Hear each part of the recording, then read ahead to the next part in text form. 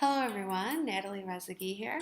Thank you for joining me in my summary on my professional development for the Fourth Amendment search and seizure in schools.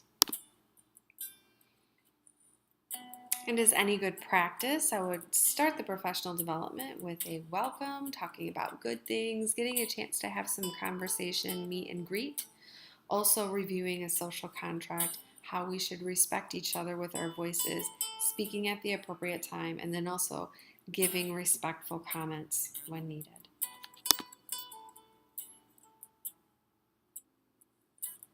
To start out the professional development, I'm going to ask that the participants jump right in with two scenarios. I'm asking them to read the two scenarios on their own and then answer a few questions about each scenario. The scenarios would be included in a workbook that I would present to each participant of the professional development at the beginning of our time together.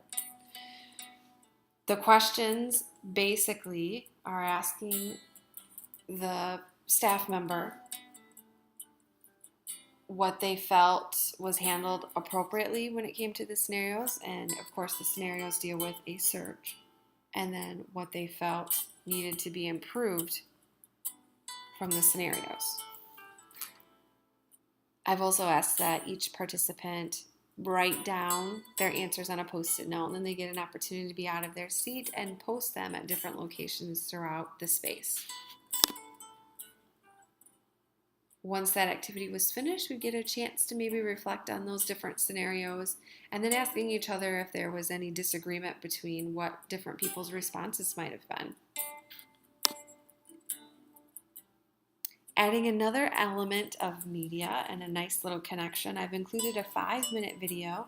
It came from a news report talking about a school that struggled with prescription drug use at a middle school level, in which students were filling Skittles bags with prescription drugs and then they were selling them and passing them in class. So another example of how middle schoolers are affected by drug abuse. And making another connection with that, I've included some facts from Michigan, some statistics. I've also included some information from the Kalamazoo Drug Task Force, and basically that it was stated that prescription drug use in middle schoolers is on the rise. And to kind of help boost that even further, I've included, it's probably a 10-minute video that was created by the Kalamazoo County Substance Abuse Task Force. And basically it highlights the struggles of 3 teens that started prescription drug abuse within the school setting. And it kind of goes through their struggle. So definitely an interesting but maybe a little emotional video to make that connection with. This is my why slide, so trying to make that connection. Why would we want to complete a search and a seizure? Well, obviously because we want to create a safe and secure environment for our students. I've also included the ISLLC Standard 3 to be read during the professional development. A biblical perspective is also a great way to make a connection to the why of our search and seizure. So I've quoted Psalms 127:3, children are the heritage from the Lord, offspring a reward from Him.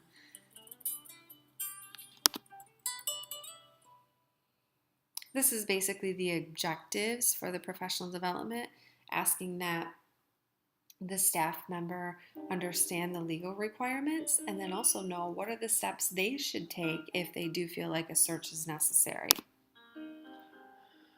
Of course, you cannot talk about search and seizure without quoting the Fourth Amendment. So I went through and quoted the Fourth Amendment and gave reference to some other information. If someone's interested, they can go further to research.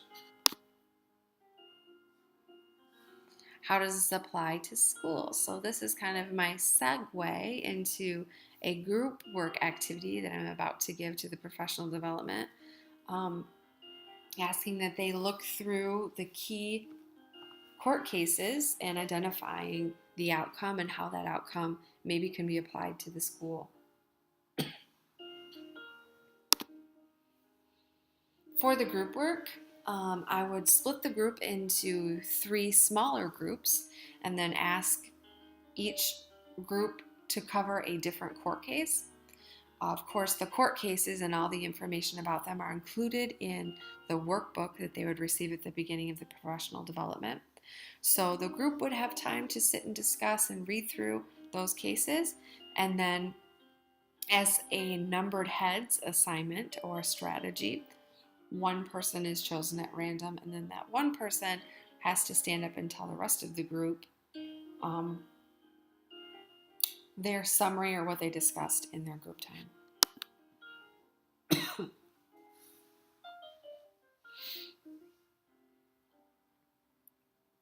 As a reflection, of course, I'm going to go back and ask them what are some things that we need to take away from those court cases and how can we use that to understand why we have the steps and procedures that we do. Of course, going through the steps and procedures, asking that a staff member contact an administrator to kind of guide them and lead them through what they need to do in the event of a search. I've asked that the staff members document and provide information about dates and times when different things happened to kind of keep that as a record. I've also asked that each person in the professional development read through the school search and seizure policy, which I've also included in the workbook. Of course, we have to have a list of things that you should not do. So here's a simple list of things that you should not do when it comes to a search and seizure. Obviously, a pat down is not something that I would ask any of my staff members to do. Making sure that we're contacting parents and contacting police at an appropriate time by the appropriate people.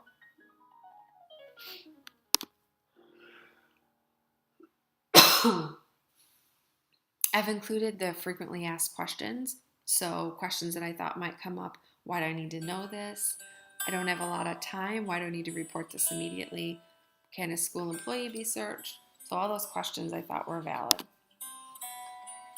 And to wrap things up, I've asked that each person at the professional development complete a type of exit ticket in which they'll complete an exit survey at the end of the workbook packet.